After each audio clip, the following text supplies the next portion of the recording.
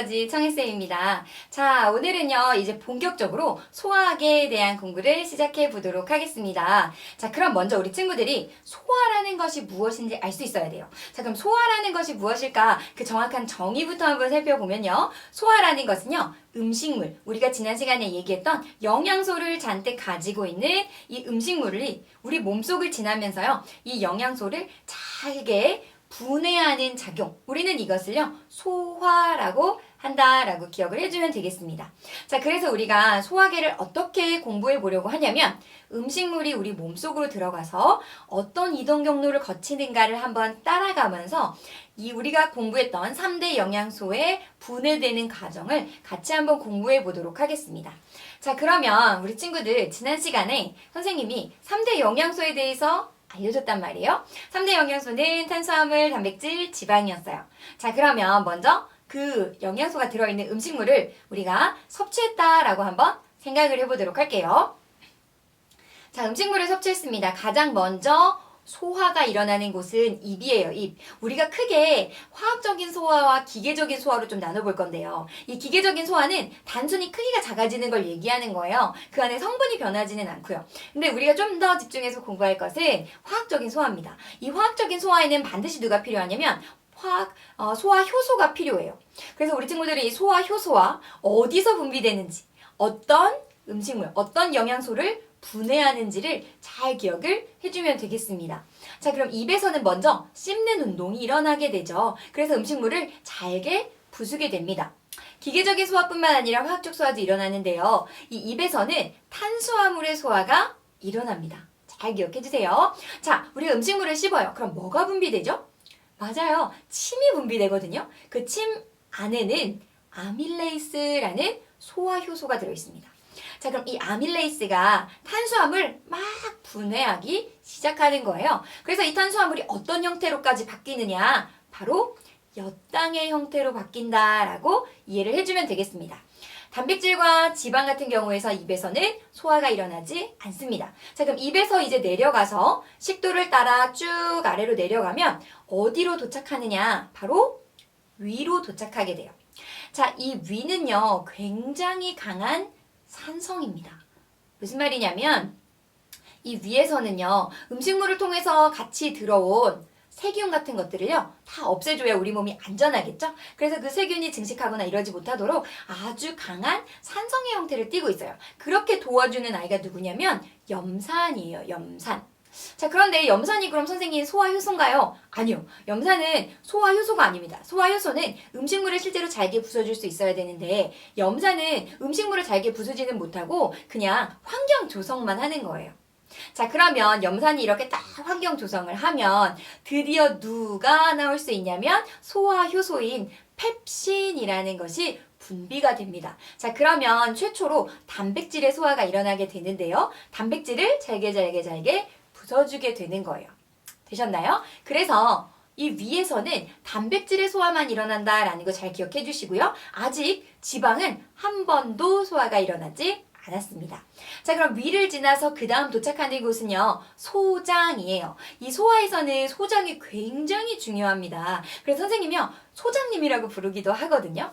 자, 이 소장에서는요, 3대 영양소의 소화가 모두 일어날 뿐만 아니라 3대 영양소의 흡수도 모두 일어나는 곳이에요. 자, 그럼 볼게요.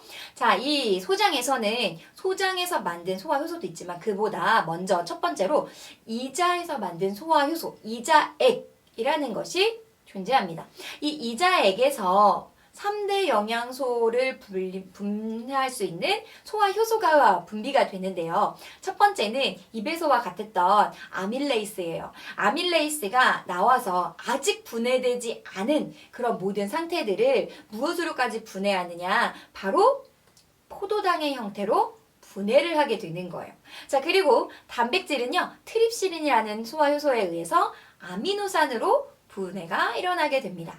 자, 그리고 최초의 소화효소가 나타나는데요. 바로 최초의 소화가 일어나는 지방이에요. 지방은 라이페이스라는 걸 통해서 지방산과 모노글리세리드로 분해가 일어난다라고 이해를 해주면 되겠습니다. 자, 그러면 탄수화물은 포도당, 단백질은 아미노산, 지방은 지방산과 모노글리세리드라는 최종 형태로 소장에서 모두 소화가 끝나는 거다라고 이해하시면 되겠고요. 소화가 끝나는 것뿐만 아니라 그 영양소를 흡수하는 것도 바로 소장이 됩니다. 그럼 선생님, 우리 소화가 음식물이 쭉 이동하다가 대장으로도 음식물이 가는 거 아닌가요? 라는 생각이 들 수 있어요. 맞아요. 음식물이 실제로 소장 다음에 대장으로 이동합니다. 그런데 이 대장에서는 화학적인 소화는 일어나지 않는 거예요. 즉, 소화 효소에 의한 소화는 일어나지 않고 단순히 수분만 흡수를 한다라고 이해하시면 되겠습니다. 즉, 그래서 바로 최종적인 소화가 일어나는 것도 소장, 그리고 영양소의 흡수가 일어나는 것도 소장이에요. 대장에서는 물의 흡수, 수분의 흡수만 일어난다라고 이해하시면 되겠습니다. 자, 그러면 우리가 어떻게 영양소를 흡수하는지도 좀 같이 보도록 할 건데요.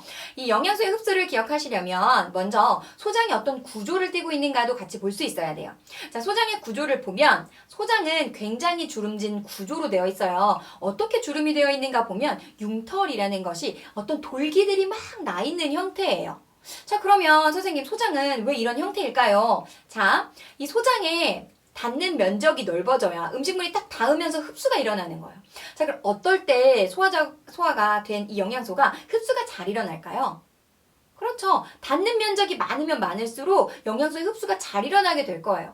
자, 그래서 어떻게 하면 표면적을 넓혀줄 수 있을까?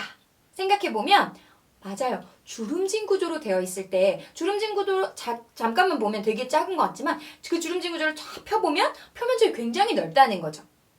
이해가 됐나요? 따라서 우리는 이 소장의 융털이라는 구조 덕분에 표면적이 넓어지는 효과가 났고 그것으로 영양소의 흡수가 용이하다라고 이해해 주시면 되겠습니다. 자, 그럼 모양 한번 보도록 할게요. 자, 이게 소장의 모습입니다. 융털 보이시죠? 자, 그런데 그냥 영양소가 차별적으로 흡수되는 것은 아니고요. 조금 구분해서 선택적으로 흡수가 일어납니다. 자, 먼저 우리가 수용성 영양소를 좀 봐야 되는데요. 수용성 영양소라는 건 물에 잘 녹는 영양소를 얘기하는 거예요. 예를 들면 포도당, 아미노산 같은 거예요. 이런 수용성 영양소의 경우에는 이 융털을 보면 무엇이 있냐면 노란색 막대기 같은 게 있어요. 이 노란색 막대기를 암주관이라고 하고 이 암주관을 모세혈관이 층층층 감고 있는데 이 모세혈관으로 흡수가 일어나요. 수용성 영양소는 융털의 모세혈관으로 흡수가 일어나서 결국 최종 목적지인 심장으로 이동을 하게 된다라고 이해를 해주시면 되겠습니다. 됐나요? 자, 그러면 지용성 영양소도 있겠죠. 지방산과 모노글리세리드, 지방의 최종 산물 형태였잖아요. 그죠? 자, 그럼 이런 지용성 영양소는 누가 흡수하느냐? 바로 아까 이야기했던 이 노란색 막대기, 암주관이 선택적으로 흡수를 하게 됩니다. 그러면 이 암주관에 흡수된 영양소가 림프관을 타고 바로 심장으로 이동하게 되는 거죠.